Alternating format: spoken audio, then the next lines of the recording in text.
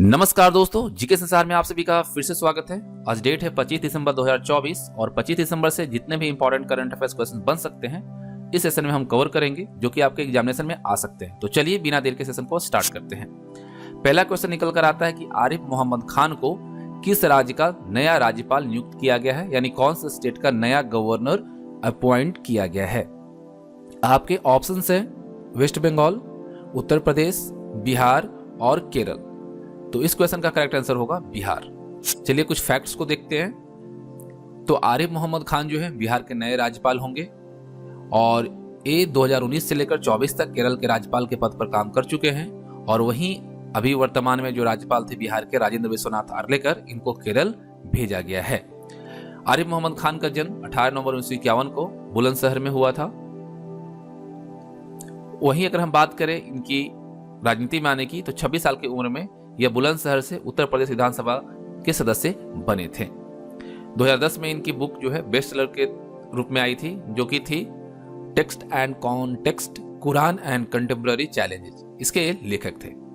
और देखिए और राज्यों के राज्यपाल को नया चेंज किया गया है, उसे भी देख लेते हैं। नई नियुक्ति जो हुई है, तो मिजोरम के राज्यपाल हरि बाबू कम्पति जो है, इनको उड़ीसा का राज्यपाल नियुक्त किया गया है।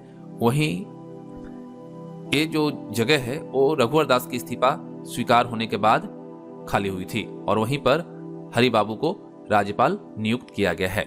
केरल के जो राज्यपाल थे आरिफ मोहम्मद खान, ये बिहार आ गए और बिहार के जो राज्यपाल थे वो केरल चले गए। पूर्व सेना प्रमुख विजय कुमार सिंह जो है, उनको मिजोरम का राज्यपाल नियुक्त किया गया है और पूर्व केंद्रीय गृह सचिव अजय कुमार भल्ला को मणिपुर का राज्यपाल बनाया गया है। तो ये सभी नए राज्यपाल नियुक्त हुए हैं। तो आप चाहे तो इसका स्क्रीनशॉट ले सकते हैं। अगला क्वेश्चन निकल कर आता है 2024 में बहादुर बच्चों को किस दिन सम्मानित किया जाएगा। आपके ऑप्शंस हैं गणतंत्र दिवस, वीर बाल दिवस या फिर स्वतंत्रता दिवस। तो इस क्वेश्चन का करेक्ट आंसर जो होगा वो आपका होगा ऑप्शन बी, वीर बाल दिवस। इससे जुड़े फैक्ट्स पर अगर हम नजर डालें तो आपको बता दूं कि पहली बार गणतंत्र दिवस के बजाय देश के बाल पुरस्कार जो है 26 दिसंबर को राष्ट्रीय बाल पुरस्कार के अवसर पर दिए जाएंगे। इस बार पुरस्कृत होने वाले सभी 17 बच्चों को राष्ट्रपति द्रौपदी मुर्मू सम्मानित करेंगी। यह सम्मान सिर्फ वीरता के लिए नहीं, बल्कि कला, संस्कृति, अन्वेषण, विज्ञान व तकनीक, समाज सेवा, खेल और पर्यावरण के क्षेत्र में उल्लेखनीय योगदान के लिए भी दिए जाएंगे। 26 दिसंबर को वीर बाल दिवस का राष्ट्रीय कार्यक्रम राजधानी दिल्ली स्थित भारत मंडप में आयोजित किया जाएगा। पुरस्कार जीतने वाले बच्चों को एक पदक, एक सर्टिफिकेट और एक प्रशस्ति पत्र प्रदान किया जाएगा। अगला क्वेश्चन निकल कर आता है कि 25वें हॉर्निवल फेस्टिवल 2024 का आयोजन किस राज्य में किया गया। आपके ऑप्शंस हैं असम, मेघालय, त्रिपुरा और नागालैंड। तो करेक्ट आंसर होगा नागालैंड। देखिए इससे जुड़े फैक्ट्स पर अगर हम नजर डालते हैं तो इस त्योहार को त्योहारों का त्योहार यानी फेस्टिवल्स ऑफ फेस्टिवल्स कहा जाता है। यह नागालैंड राज्य में हर साल 1 से 10 दिसंबर तक आयोजित किया जाता है। इसका उद्देश्य जो है वो है आपका नागा संस्कृति, परंपरा और विरासत को बढ़ावा देने के लिए इसको किया जाता है। विशेष आकर्षण की अगर हम बात करें तो पारंपरिक नागा नृत्य और संगीत, हस्तशिल्प प्रदर्शन, स्थानीय व्यंजन, साहसिक खेल और हॉर्निवल रॉक कॉन्सर्ट इसमें विशेष आकर्षण का केंद्र होता है। आयोजन स्थल की अगर हम बात करें तो इस महोत्सव का मुख्य आयोजन स्थल किसाना हेरिटेज विलेज है, जो कि कोहिमा से लगभग 12 किलोमीटर दूर स्थित है।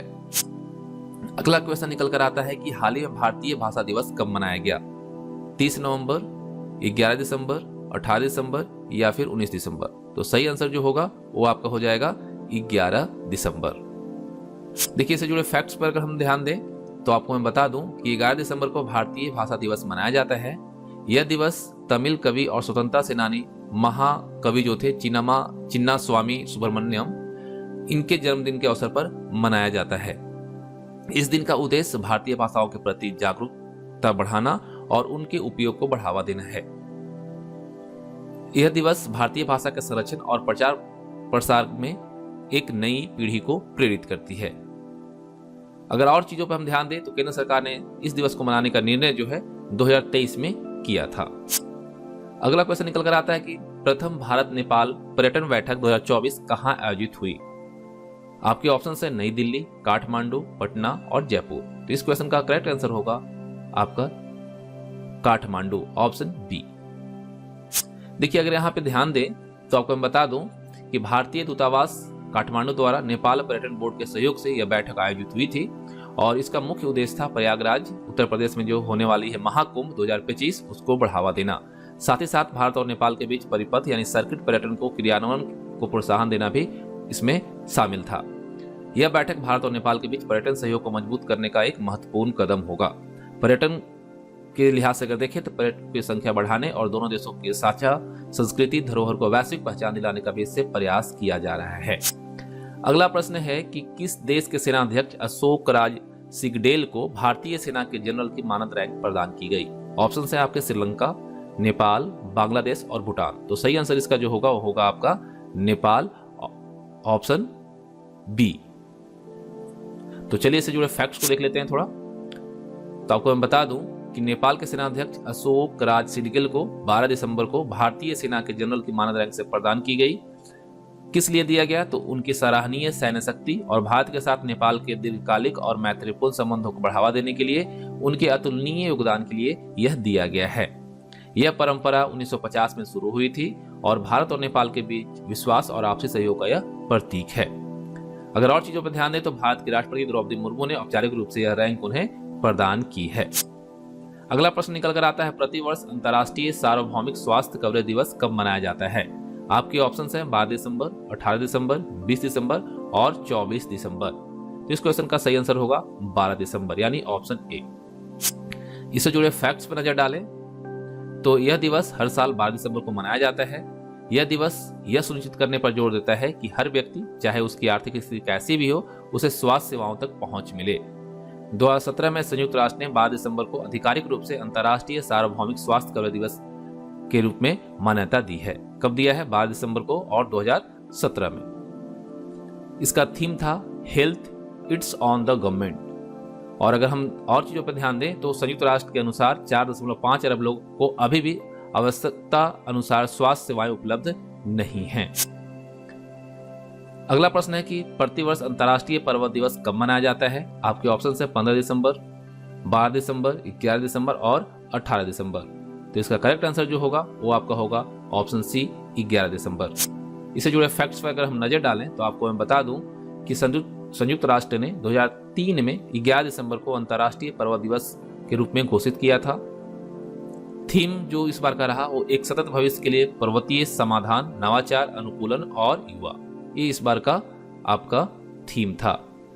Mountain solutions for a sustainable future, innovation, adoption and youth. ये इस बार का थीम रहा। इसका अगर उद्देश्य की हम बात करें तो अंतर्राष्ट्रीय समुदाय का पर्वतीय क्षेत्र के सतत विकास के महत्व पर प्रकाश डालना और पर्वतीय क्षेत्र के प्रति दायित्वों के लिए जागरूक करना इसका मेन उद्देश्य है। पर्वतीय पर्यटन वैश्विक पर्यटन का लगभग 15 से 20% आकर्षित करता है। पर्वतीय पर्यटन जो है वैश्विक पर्यटन का लगभग 15 से 20% अपने तरफ लोगों को आकर्षित करता है।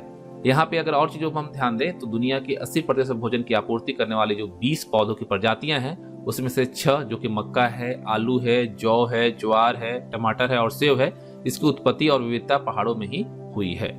तो उम्मीद करता हूँ आज का सेशन आप सबको पसंद आया होगा और क्वेश्चंस के भी स्टैंडर्ड आपको समझ आए होंगे।